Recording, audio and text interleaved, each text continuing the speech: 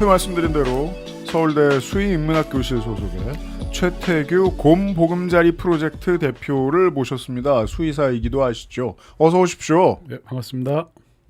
오늘 고양이 얘기하려고 모셨는데 이름은 곰 보금자리 프로젝트네요. 맞습니다. 그 소속이 아까 이제 서울대 수의인문사회학교실은 지금은 아니고요. 네. 예, 지금 곰보금자리 프로젝트라는 공감 네. 퇴치용 사회꿈 다루는 단체에서 활동하고 있습니다. 그러니까 수의사하신데 예. 이제 머글들이 평상시에 알고 있는 네. 그 자기 병원에서 동물들 계속 돌보시는 그 일상을 살아가시는 건 아니신 거 같고. 아니죠. 동물병원은 안 하고 있고요. 지금. 네. 예, 지금 학교에서 강의하면서 강의를 단체 하시고. 활동하고 있습니다. 성공에 대해서 강의하신 예, 거죠? 맞습니다. 그래서 지금 이게 반달곰의 상징인가요? 예, 예, 저희 유니폼인데 맨날. 예, 아, 전 두산 팬이신 줄 알고 흠칫했네요. 그렇죠. 싫어할 뻔. 오늘은 이제 그 고양이에 대한 궁금증들을 우리 PD들이 스태프들이 좀 모아온 것 같은데. 네. 뭐 피해갈 수 없는 코끼리에 대한 얘기는 해야죠. 동물 코끼리 말고. 저는 일종의 캣맘입니다. 캣맘? 뭐, 어울려. 그러니까 엄청 열심히는 아니지만 해질 때마다 만나서 뭐 추루를 주든지 아니면은 고양이가 시키는 일을 해주면 고양이가 가라고 등 돌릴 때까지 이렇게 있고 그 정도는 합니다. 저는 고양이를 괴롭히는 사람이 있으면 캣맘의 이름으로 패줄 거예요. 근데 그건 이제 오프라인의 문제예요. 온라인, 그러니까 그 사회 전체의 문제로 나오면 이건 인프라의 문제고 정치적인 합의의 문제이기도 합니다. 도시에 유기된 동물들하고 함께 살 방법을 고민해야 되는 판인데 여론을 극우적인 혐오로 이끄는 사람들이 더러 보여요. 요즘 그런 거 같더라고요. 그러니까 거기에 같이 분노하자고 모신 건 아니고 전문가의 견해가 필요해서요. 이런 얘기를 하고 다니나 봐요. 어떤 사람들이 중성화 사업이 고양이 개체수 조절에 효과가 없다는 주장을 누가 하나 봐요. 네. 이거 들어줘야 됩니까? 그러니까 저도 비슷한 얘기를 한 것은 있는데 이게 이제 중성화 사업 자체가 뭐 무용하다라기보다는 한국에서 지금 하고 있는 뭐 사업의 실태가 효과가 떨어지는 부분이 있고 이게 사실 일괄적으로 중성화만 하는 방식으로 길고양이를 관리를 하고 있기 때문에 사실상 관리가 안 되고 있다고 보는 게 맞고요. 왜냐하면 중성화 사업이 국가가 어떤 중앙집권적으로 딱 잡고 어디에 몇 마리 하자, 몇 마리 했다 이게 나오는 게 아니라 그냥 민원 들어와서 해주세요. 그러면은 국가 예산이 있으면 하고 국가 예산 떨어지면은 못 해줘요. 그러면 이제 자비로 하고 이런 방식으로 굉장히 헐겁게 이루어지고 있기 때문에 제대로 하지 않고 있다는 말이군요. 예, 그런 얘기가 좀 나오는 것 같습니다. 근데 아예 효과가 없다고 할 수 있습니까? 그러면? 중성화 사업을 동시에 그 개체 군집의 일정 그 비율 이상을 하는 것이 효과가 있다. 그런 이론이 있군요. 예. 근데 이제 일정 지역의 일정 군집을 파악하려면 네. 상당히 많은 그 자체로 인력이 투입될 거예요. 관찰이 많이 필요할 것 같은데. 맞습니다. 이제 인력으로 사람이 쫓아다녀서 세는 방식은 한계가 있고요. 뭐 최근에는 이제 카메라 설치해가지고 여기저기다 카메라 설치해서 뭐 이 고양이가 그 고양이냐 이렇게 해서 뭐 집에 있는 고양이가 얼마나 나갔냐, 또 보호소에 고양이가 얼마나 들어왔냐 이런 것들을 비교해가면서 개체가 얼마나 있는지를 파악하는 방식 이런 것들이 이제 개체군의 나오고 있죠. 75% 이상을 해야 효과가 난다라고 하지만 실제로는 그 밑에 커버리지에서도 효과가 나긴 나는데 뭐 예를 들어 가성비가 너무 안 나온다 정도고, 근데 75%면 확실하게 효과가 극대화된다 정도인 것 같네요. 그 어떤 상황이냐에 따라 다른데 이제 뭐 자연 지물이나 먹이 네. 공급 먹이원이나 뭐 이런 것들에 따라서 다르긴 한데 어쨌든 뭐 도심 지역에서 75에서 뭐 90%, 90몇 %까지 해야 개체 수가 줄어드는 효과가 있다. 그 아래로는 개체 수가 줄어들지는 않고 상승 속도, 증가 속도를 늦춘다 정도만 있습니다. 그럼 그 75 아래도 아예 효과가 없는 것은 그렇죠. 아니지만 그렇죠. 예. 그거 사실 뭐 이게 꼭 그렇게 비교할 필요는 없겠지만 인구 센서스 우리가 공부할 때하고 비슷한 것 같은 게 결혼하면 2명 낳는다, 1명 낳는다 뭐 이런 거 그렇죠. 가지고 그렇죠. 다른 변수에 의해서 그 75%라는 그 기준은 90%까지도 높아질 수도 있고. 그렇죠. 그건 하나의 논문일 뿐이고 하나의 연구일 뿐이고 여러 논문을 종합하자면 이제 75에서 92 뭐 그렇군요. 이렇게 왔다 갔다 한다. 근데 이렇게 듣고 보니까 확실히 개체군의 숫자부터 파악하는 것부터가 맞습니다. 엄청 큰 일이네요.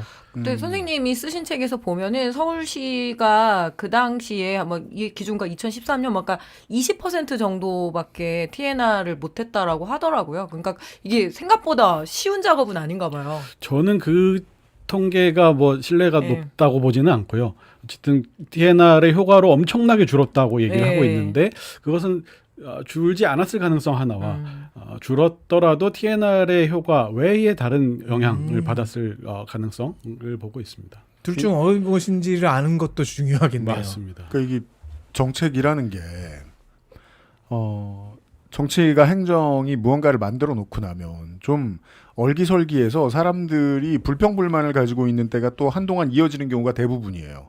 그러다가 사람들의 불만을 모아서 뭐 한꺼번에 이슈가 되면 해소해 주는 경우도 있고, 예를 들어 뭐 제가 간혹 매시는 그 고양이의 경우에는 오른쪽 귀 끝이 잘려 있습니다. 했다는 뜻인가요? TNR이네요. 하셨구나. 예. 그 보는 순간 이게 인간 세상에서 무슨 일인지 바로 알 수 있어요. 첫 번째는 뭐? 또 하지 마라. 예. 힘들다. 라는 거랑 그 외에 몇 가지 분, 그러니까 예를 들어 진짜 입양을 하실 분들이라든가 이런 분들한테 정보가 되고. 외시는 입장에서 그 감상적으로는 그래요. 그래, 얘는 일단 뭐 나중에 부인병을 덜 겪는다거나 혹은 뭐 어떤 것들로부터 자유로울 수 있겠구나, 괜찮구나. 그 정도만 해도 마음이 놓이긴 놓여요.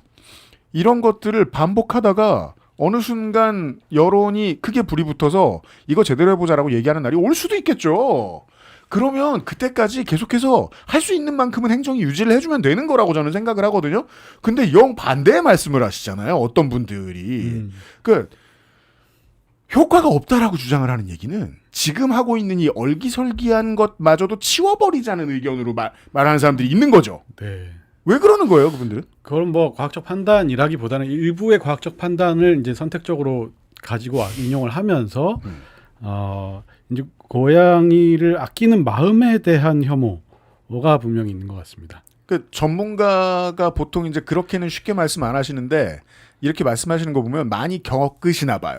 글쎄 뭐 제가 직접적으로 겪을 일은 없고요. 저는 뭐 고양이를 봐도 밥을 준다기보다는 그냥 눈을 마주치고 지나가는 사람이고 너 아직 잘 살아 있구나 정도만 하는 사람이라 뭐 제가 직접 겪을 일은 없고 특히나 또 저는 이제 어쨌든 40대 남성으로서 네. 그 일을 겪을 일이 없어요. 보통은 그 일을 겪는 사람들은 이제 여성들 캔맘들. 그렇겠어요. 이죠. 이게 현장을 많이 경험해 보니까 좀 알겠어요. 여성은 아니지만 캣맘인 UPD도 겪지는 못하겠죠. 그렇겠죠. 여성이 아니기 때문에. 현재까지는 그랬어요. 네. 그러니까 뭐 저 같은 또래의 여성들이 이제 고양이나 뭐 강아지들 이렇게 돌보고 다니면 그거 있거든요. 전형성 있거든요. 개 끌어안고 엘리베이터 타는 그런 김여사, 정여사 뭐 그런 이미지에 뭐 다 같이 혐오까지 붙는 거죠. 맞습니다. 그 얘기 너무 많이 들어요. 그러느니 애를 기르지. 애를 돌보지. 그럼 저 얘기하고 저는 이제 고양이나 뭐 개를 뭐 기르거나 돌볼 마음도 없지만 저 길러요. 이렇게 맞다. 얘기하는 거예요. 맞다. 저 고양이가 있을 때 할머니가 그런 말 하고 간 적 있어요. 네. 애를 더 낳지. 그러니까요. 저의 답변은 쉬웠습니다. 내가 어떻게 해요? 하지만 꼭 여성들에게만. 네. 맞습니다. 이런 얘기는 뭡니까? 고양이가 어떤 일상을 경험하는지가 고민의 중심에 있어야 한다라는 얘기를 하셨었나 봐요. 근데 뭐 저쪽에서는 살처분이나 주장하고 앉았으니 영 반대의 얘기인데 이걸 좀 더 구체적으로 설명해 주시죠. 이 얘기를 하게 된 맥락은 이제 우리가 그 TNR이라고 하는 이제 중성화를 잡아서 해가지고 다시 풀어주는 작업을 하는데 네.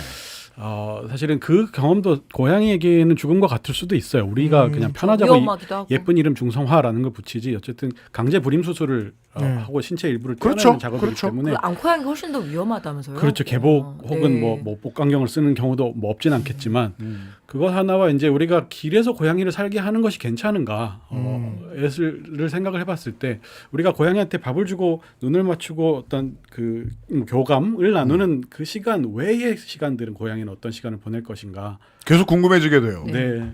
그게 굉장히 중요한 부분이라고 생각해요. 왜냐하면 어쨌거나 통계적으로 고양이들의 이 사고율, 뭐 치사율, 네. 어떤 그 평균 수명 이런 것들을 생각해봤을 때 고양이들이 잘 살 리는 없거든요. 길에서. 보통 저도 그래서 엄청 짧다고 들었어요. 네, 길고양이 평균 수명 3년, 마당 고양이, 제가 본 외출 건- 고양이 평균 수명 6년 뭐 그런 식으로 얘기하죠. 제가 본 건 한 2년 얘기하던데. 저희 집 앞에 있는 고양이는 그래도 한 6년째 지금 만나고는 있는데 중성화도 안 돼 있고 그냥 가만히 앉아서 보는 애인데 어쨌든 이게 잘 살 리는 없다. 왜냐하면 우리 고양이가 나가서 산다고 생각했을 때 저희 집에 고양이 둘이 있는데 되게 끔찍하거든요. 나가서 겪을 경험들은. 저희 집 고양이들은 둘째는 모르겠는데 첫째는 굶어 죽을 거예요. 그러니까 한국인의 절반 이상이 경험하고 말하지 않는 여러 가지들 중에 이런 게 있죠. 우리는 200km 이상 장거리 운전을 하면 반드시 고양이 로드킬을 봅니다. 한국인은 무조건 그 경험을 합니다. 그거 은근 트라우마인데 그 머릿속에서 정리하느라 아직도 힘들거든요. 그런 환경을 다 포함한 게 수명이 2년쯤 된다. 그렇죠. 로드킬 통계가 뭐 정확하지는 않지만 가장 많이 죽는 고양이가 압도적으로 고양이. 동물 중에서 그다음에 길고양이. 예, 네. 그다음에 고라니 정도거든요. 개체수가 많을수록 또 사람 눈에 잘 띌수록 개체수가 많다고 봐야 되고 고양이는 너무 많이 있는 거죠. 그것은 사실인 것 같습니다. 그 얘기도 하긴 해야 되겠네요. 고양이를 유해 야생동물로 지정해야 한다는 주장을 하시는 분들이 있다는데 무슨 소리예요 이게? 유해 야생동물이라는 제도가 있죠. 이제 야생생물법 안에 유해한다는 게 사실상 이제 농업에 얼마나 피해를 주느냐가 멧돼지. 관건인 건데 그렇죠. 말씀하신 멧돼지나 고라니나 소위 말하는 유해조수. 네. 예, 까치도 맞아요. 그렇죠. 까치는 이제 전봇대 집을 짓는다고 네네. 해서 매년 한전이 잡는다고 어마어마하게 하대요. 잡아주기도 아 하고 군대에서 제일 많이 들은 청설모. 예. 예, 그렇게 청설모. 무섭다고. 그래서 이제 그 제도 자체가 사실은 어떤 종이 자체가 유해하다는 얘기가 아니라 어떤 맥락 안에서 어떤 종이 문제다. 그래서 그 어떤 맥락 안에 있을 때는 죽여도 된다라는 것을 지정을 하고 있는데 사실 그 부분에도 저는 문제는 많다고 생각을 해요. 일단 명칭부터가 유해하다라는 것은 굉장히 일방적이고 인간 관점에서 네, 폭력적이고 사실 동물을 어떻게 대해야 할 것이냐를 생각했을 때 저는 뭐 적절한 언어는 아닌 것 같고 고양이를 거기다 집어넣자 글쎄요 뭐 못 넣겠지만 저는 그게 유해하다라는 말을 동물에게 붙이는 것 자체가 문제를 더 어렵게 만든다고 생각합니다. 아 그 유해조수가 되면은 유해 야생동물이 되면 사냥을 해야 되잖아요. 공식적으로 그 사냥 면허를 주는 거죠. 해도 맞습니다. 된다라고. 예. 멧돼지 사냥, 까치 사냥 하시던 분들이 그 수렵총을 고양이에게 저의 산과 길의 고양이에게 돌려야 된다는 얘기예요. 믿음이 있거든요. 사회적 약자로서의 계층을 혐오하는 한국인들은 정치적인 발화를 하면 무조건 중국에서 나온 걸 같았어요. 문화대혁명 때 우리가 알고 있는 동물을 유해하다고 지정했던 사례는 뭐죠? 마오쩌둥이죠. 저 새는 해로운 새다. 그때 이후로 생태계가 완전히 무너져서 농사도 망했다는 거 아닙니까? 참새를 때려잡은 뒤에. 근데 그건 이게 하나를 얘기해 주죠. 그 자연계를 정치적 의지를 가지고 어떻게 만질 수 있는지. 근데 혐오를 퍼뜨려서 정치적 권력을 그걸 가지고 휘두르는 사람들이 그 힘을 확인하기 너무 좋은 대상이네요. 고양이가. 맞습니다. 뭐 역사적으로도 여성과 계속 붙어 다니기도 했고요. 아 그래요? 네, 그 여성 중에서도 사회적 약자인 여성, 뭐 나이 들고 혼자 살고 하는 여성들이 뭐 마녀로 몰린다든지 뭐 등등의 이유로 중세 고양이가- 유럽에도. 그래서 마녀 옆에는 꼭 고양이가 있잖아요. 아 그런 거예요.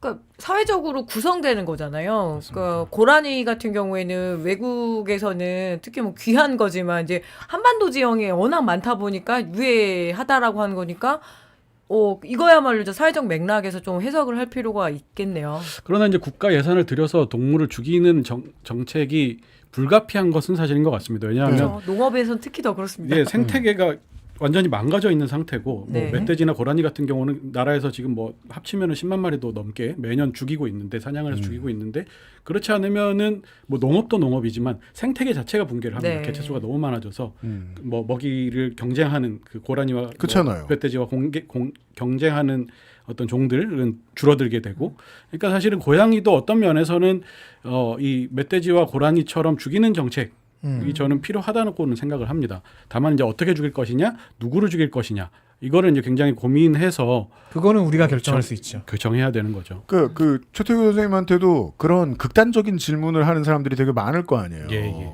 이게 되게 쳇바퀴 돌듯이 이 혐오가 반복되니까 아니 그럼 고라니는 왜 죽여요부터 소도 안 먹으면 안 되나요 같은 극단적인 반론을 하는 사람들 많죠. 네, 뭐라고 맞습니다. 생각하세요? 플레이리스트 있으세요? 그러니까 저는 이게 이제 국가적으로 뭐 이건 문화적이기도 하고 정책적이기도 한 건데 동물에 대해서 자세히 알려고 하지 않고 지금 길고양이 정책도 그렇고 유해 야생동물 정책도 그렇고 그냥 막 해요. 뭐에 의해서 하냐면 민원에 의해서 합니다. 그냥 민원에 의해서 민원이 많은 쪽으로 따라가고 있어서 이거를 좀 국가적으로 좀 중심을 잡고 그 중심에서 여러 가지 토론을 할 수 있는 문화가 좀 생겨야 된다고 생각을 합니다. 근데 그 중심이라는 건 결국 가장 골치 아픈 게 정치의 중심은 가치관입니다. 네. 근데 생각해보면 그런 생각 드는 거예요. 가치관의 반대말이 민원 아니야? 그러니까 사회가 일반적으로 일관되게 가지고 있어야 할 모든 것에 툭하면 반대하니까 민원이. 지금 러브버그 사태가 제일 대표적인 것 같아요. 그러니까 아무리 익충이라고 설명을 해도 민원이 많이 발생하면은 지금 언론에서 너무 사전 방제 왜냐면 잘했다고 벌레로 막 강을 칭찬도 이루니까. 네, 동양 하루살이 우리 이제 남양주 시민들에게는 아주 팅커벨이 익숙하거든요. 그래서 근데 남양주만 해도 절반밖에 안 겪는 거잖아요. 네. 저기 저 김포 가고 강서구 가면 죽음이지 않습니까? 그 인간은 스스로를 보호해야죠. 그건 알겠어요. 그러니까 그런 원칙을 해하려고 그런 원칙 안에서 뭔가 거짓말을 만들어내서 고양이를 괴롭히려는 목적을 가진 사람들이 좀 있어 보이긴 하는 것 같아요. 결국 이건 이러저러해서 자연에 유해하고 인간에게 유해라고 말을 하고 싶은 사람들이 있는 것 같다. 하면서 고양이를 아끼는 사람들까지 공격하고 싶은 그 마음이 저는 가장 중요한 것 같습니다. 우리를 왜 그러니까 그 논쟁은 뉴스에 저녁 뉴스에 가끔 나와요. 가끔. 예를 들면 이 자리에서 계속 고양이를 돌보면 안 되는 곳에서 뭘 하고 있는 시민들이 있다. 그거는 좀 그렇긴 한데. 그건 논의의 대상이 돼야죠. 그렇죠. 예. 그것까진 누가 뭐 다 고양이 편을 듭니까? 절대 안 되지. 그리고 고양이 편을 든다는 것이 무엇인지도 좀 생각을 해봐야 됩니다. 그냥 밥을 주는 게 고양이 편을 드는 것인가, 예뻐하는 것이 고양이 편을 드는 것인가, 또 생각을 해봐야 됩니다. 그것이 그 행위의 결과로서 고양이에게 더 큰 어떤 부담을 가중시킬 수도 있기 때문에 예컨대 이제 밥을 준다는 사실은 개체 수가 늘어날 확률이 높인다는 얘기고, 그 고양이들이 한 밥자리에 모여서 밥을 나눠 먹으면서 물을 나눠 먹으면서 질병을 공유한다는 얘기이기 때문에 그런 것들까지 좀 뭐랄까요, 대중의 지식으로 좀 나가고 내가 여기서 이렇게 밥을 주는 게 어떤 내가 보고 있는 고양이들한테 어떤 의미를 갖는가를 좀 생각을 해보는 그런 분위기가 좀 필요한 것 같습니다. 네. 그 제가 여쭤보고 싶은 건 하나 더 그 말씀을 들으니까 실제로 이제 저도 가끔 외시는 그 고양이는 제 아내랑 제가 그루피들이라고 부르는데 팬들이 겁나 많습니다. 사람들이 많이 돌아다니는 동네 락사시구나. 예, 근데 이제 뭐 그 사람들을 해치는 민가에 계시진 않으셔가지고, 근데 자주 다니면서 이 고양이의 존재를 아는 많은 시민들이 뭐랄까 일종의 집단지성처럼 움직이는 게 너무 특이해요. 쳐다보면서 밥을 줬나? 더 많이 주나? 저도 저희 동네에도 저와 친구가 된 반만 길고양이인 분이 한 분 계시거든요. 네. 뭐 그분은 저도 챙기고 실제로는 거기 구두방 사장님에게 반 입양돼서 주말 제외하면은 그분은 근무하실 때 같이 옆에 있어요. 주고 싶은 대로 막 주지 않고 네. 시민들이 서로의 눈치를 봐가면서 제가 그거예요. 필요한 게 뭔지를 계속 생각해요. 티가 나나요? 이렇게 배가 빵빵해요? 아니요. 별로 살도 안 쪘어. 아. 배가 고파지면은 밥 주는 사람들 몇 명을 기억해 놓고 아. 있다가 예를 들어 저나 아니면 저기 뭐 천사 할머니라고 부르시는데 그분들이 오면은 밥을 먹었으면은 대면하고 안 먹었으면은 와서 부벼요. 오히려 이런 혐오에 물든 사람들 말고 이런 거 많이 생각하고 다니는 사람들을 위한 새로운 캠페인이나 상식 같은 게도 보급되면 좋을 거라는 생각이 드는 거예요. 왜냐면 제가 그 고양이를 처음 만났을 때 집에 가면서 바로 떠올라서 했던 얘기가 그거였거든요. 구충제 먹여도 되나? 제일 먼저 생각나는 게 그거였어가지고. 그렇죠. 그래서 뭐 제가 일하는 성공회대에도 달림이라는 친구가 있어요. 그 친구는 모든 그 공동체 구성원들이 아끼고 굉장히 잘해주고, 이 고양이도 자기가 어디까지 행동해야 되는지도 다 알고 있고, 막 건물 7층까지 올라와서 교실에서 자고 막 그래요. 그래서 이런 공동체 안에서 안전하게 살 수 있는 고양이들이 있는 반면에 사실은 불특정 다수가 어떤 행위를 고양이 할 때 뭐 해야 할 수도 있고 뭔가 도움을 줄 수도 있는 그런 상황에 있는 고양이도 있어서 사실은 요거를 조금 더 제도화해서 뭐 어떤 나라들에서는 이 어떤 고양이들에게 이제 마이크로칩을 삽입을 해서 이 고양이의 주 보호자는 누구다, 책임은 이 사람한테 있다. 그래서 이 사람이 뭔가를 컨트롤할 수 있게 책임과 의무를 주는 거죠. 그러니까 권역에도 이렇게 뭐 한 명씩 지정할 수도 있고. 네, 저 네. 같은 사람은 정말 이런 고양이나 개에 대한 상식이 없거든요. 그쵸. 그럼 저 같은 사람이 함부로 행동하지 않게끔 그래야죠. 뭔가 알려주기도 했으면 좋겠어요. 그렇죠. 구충제 먹이고 싶다고 하셨는데 구충제를 막 여러 사람이서 한 번에 먹여보면 그것도 큰일 나니까. 네. 그러니까요. 잘 돌볼 수 있는 기본적인 제도들을 그 공동체마다 조금 만들 이제 필요는 있을 것 같습니다. 혐오를 제껴놓고 뭐 좀 더 기술이 발달하고 컨센서스가 이어진 먼 미래에 고양이에게 어떤 NFC가 심어져 있는데 예를 들어 뭐 시골이다. 그러면은 이제 우리의 새로 들여온 똥개를 막 괴롭혀. 그럼 얘 누구야 하고 찾아서 대보면 어디 할머니가 있어. 그럼 서로 싸워 할머니하고. 이 정도는 평화롭잖아요. 예. 뭐 도시야. 이걸 인식시켜가지고 폰으로 인식시켜가지고 차지호 의원처럼 상상을 해볼까요? 얘가 뭘 먹었고 지금 필요한 건 뭐 쓰다듬인지 헤어볼용 사료 아니면 쓰다듬어 주는 사람인지. 예 인지 알 수 있으면 좋을 수 있겠네요.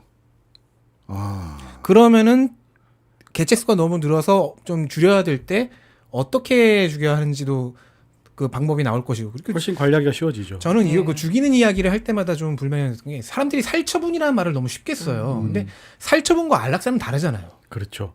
그 고양이한테는 사실 똑같고요. 네. 죽이는 행위를 하는 우리에게 좀 다른 의미를 갖는데 사실은 살처분이건 안락사건 한국에서 뭐 살처분을 고양이 할 때도 이걸 막 총으로 쏘거나 하진 않고 어쨌든 약물로 하기 때문에 기술적으로는 안락사의 범주에 들어갈 수는 있습니다. 아, 그렇군요. 근데 이제 흔히 안락사라는 말은 동물을 위해서 죽일 때 안락사라는 말을 쓰고 살처분은 이제 인간의 필요에 의해서 죽일 때 이제 뭐 이런 살처분. 전염병이라던가 네, 대가축 네. 할 때 어떤 그렇죠. 경제적인 네. 의미를 가질 때 그래서 사실은 이제 살처분이라는 말이 뭐 어떻게 보면은 길고양이 개체수를 조절하는데 더 적합하다라고 볼 수는 있습니다. 이것이 사람끼리 그냥 결정해서 하는 것이기 때문에. 근데 이제 우리가 아직은 길에 살고 있는 고양이들이 어떻게 살고 있는지 얼마나 힘든지 이런 것들을 좀 계산하지 않고 그냥 내 눈앞에서 밥 먹는 장면만 좋아서 이렇게 하기 아직 때문에 모른다. 예, 그래서 뭐 안락사가 필요한 개체들도 안락사를 못 당하고 있는. 그러니까 안락사라는 것도 이제 죽이는 행위지만 사실은 동물에게 그것이 도움이 된다는 관점도 있거든요. 동물의 삶의 질이 너무 떨어져서 많이 아프거나 개선할 수 너무 있을 아플 때. 때. 예, 혹은 개체수가 너무 많아서 경쟁이 너무 심할 네. 때 네. 그거를 우리가 어떻게 할 수 있는 괴롭힘당하기도 거죠. 하고, 예. 예. 네. 그래서 그런 방식을 고민을 해야 되는데 이제 말에 너무 막혀서 혹은 죽임이라는 행위는 뭐 절대 안 돼. 막 이런 어떤 관념들이 좀 사로잡혀 있는 그 경향은 있는 것 같습니다. 그거는 확실히 동물하고 최대한 헌신적인 태도로 같이 살아보지 않으면 죽음이 어떤 점에서 내추럴한 옵션인지 이해하는 건 쉽지 않긴 할 것 같아요. 네. 분석 데스크에서 고양이는 웃긴 게 비둘기는 안 잡는다. 제가 보는 그 고양이가 비둘기 밭에서 삽니다. 제가 서로 말씀드린 영역 가르고. 저희 그 구두방 고양이 그분도 비둘기가 앞에 있어요. 심지어 몇몇 비둘기는 제가 이제 알아봐요. 네. 하도 많이 봐서 절대 잡지 않아요. 얼마 전에 부산의 뭐 언론사에서 조사한 거 뭐 퍼왔더라고요. 예. 비둘기는 원래 리스크를 즐기는 습성이 있다고. 근데 고양이가 안 잡더라고요.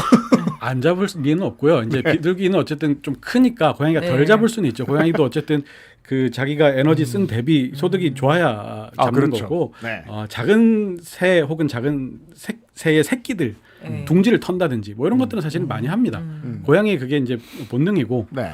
그렇게 해야 살아남을 수 있었던 동물이고요. 안 죽인다라는 얘기는 사실은 이 논쟁에서도 좀 뭐랄까 그 불필요한 그 사실관계 싸움 가지고 사실은 좀 죽이고 있고 그렇죠. 이것은 아까 말씀하신 우리가 보지 않는 때에 고양이는 무엇을 하는가에 그렇죠, 대한 그렇죠. 또 다른 이야기이기도 하네요. 그렇죠. 제가 봤던 그 친구는 우리가 봤을 땐 우리가 주는 그렇죠. 밥 먹고 있으니까 굳이 뭐 저 비둘기들을 쫓을 필요가 없지만 주말에 나를 못 만났을 때 천사와 할머니 못 만났을 때는 어떻게 했을 것인가. 그러니까 아무래도 야생인데 좀 사냥 본능도 있지 않을까요? 그러니까 고양이를 우리가 낚싯대 가지고 놀아주잖아요. 그러니까요. 그 고양이가 반응합니다. 고양이라서 어쩔 수 없습니다. 되게 그래서 바보 캐치하라는- 같지만 네. 움직이는 거 보면 일단은 눈 동공이 커지고 그걸 잡으려고 몸을 웅크리고 도약할 준비를 하는 게 고양이입니다. 그렇게 만들어진 동물이고 그거는 인정을 해야 되는 거죠. 그런데 이제 얼마나 생태계에 그래서 그 사냥이 어떤 유의미한 영향을 미치는가를 봐야 되고 사실 마라도 같은 데서 문제가 나온 것이 이제 유의미한 영향을 미친다고 보는 사람들이 생겼고 근데 마라도는 다친 개였잖아요. 맞습니다. 네. 그때는 자연스러운 선택을 인간이 개입해서 만들어낼 수 있기 위해서 고양이를 내보내는 게 맞다. 사실은 라고? 마라도에도 네. 고양이가 계속 살아왔고 네. 같이 잘 살았어요. 근데 문제는 뭐냐면 거기에서 이제 사료를 갖다 주기 시작한 사람이 한 명이 있었고 폭발적으로 늘어나는 10마리, 건가요? 20마리였던 고양이가 100마리 넘게 확 갑자기 2, 3년 안에 많아졌어요. 번성할 구실을 인간이 제공했군요. 맞습니다. 그래서 이제 밥을 주는 게 굉장히 중요한 영향을 미치는데 그나마 다친 개가 아니었으면 섬이 아니었으면 네. 다른 영역을 찾아서 떠났을 맞습니다. 고양이들이 그리고 이제 그 먹이원을 계속 공급을 하면 그리고 위협하는 어떤 포식자가 없으면 늘어납니다. 고양이는 가축종이기 때문에 가축종의 특징은 야생종보다 훨씬 빨리 늘어나. 번식한다는 거거든요. 1년에 몇 번씩 번식을 하고 계절 번식이 아니라. 그렇기 때문에 이제 갑자기 폭발적으로 늘어나서 그 밥 주시던 분이 깜짝 놀래가지고 중성화를 하기 시작했어요.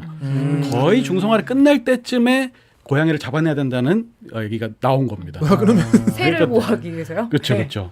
일종의 실수에 의한 방화처럼 되어 버렸군요. 책임지려고 하셨지만 실화. 그러기에는 너무 많이 퍼졌던 거고. 맞습니다. 아, 알겠습니다.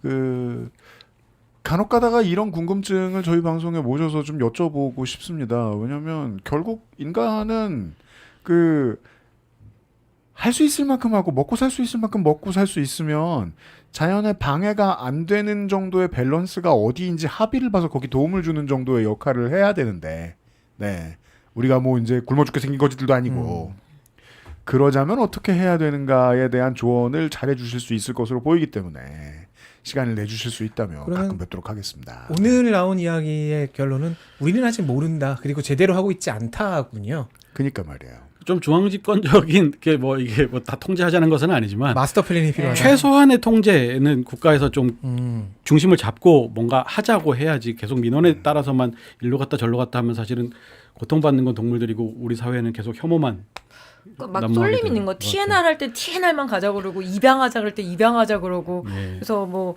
선생님 말씀하셨던 것처럼 뭐 TNR 입양 뭐 그다음에 안락사 모든 것들을 어떤 좀 이렇게 합의도 하고 공부도 좀 많이 하고 하나의 시스템으로 돌아가야 되는 것 같긴 그러니까 하네요. 조합이 필요한 거겠네요. 그렇죠. 이제 마라도랑 서울 도심은 완전히 다르잖아요. 네. 다른 곳에서 사는 고양이와 새들과 다른 뭐 양서 파충류들이 어떤 상황에 있는가를 좀 파악을 하고 그것에 파악하려면 돈 쓰는 거잖아요. 돈도 좀 쓰고 그렇게 해서 이제 어떻게 네. 할 것인가를 좀 정하는 것이 필요할 것 같습니다. 물론 고양이와 새 모두에게 가장 위협적인 건 인간 문명입니다. 맞습니다. 그럼요. 유리벽 네. 때문에 얼마나 많은 새가 죽는데. 최태규 수의사 오늘 시간 내주셔서 감사합니다. 네, 불러주셔서 고맙습니다. 네, 고나리 크루 여러분들도 수고하셨습니다.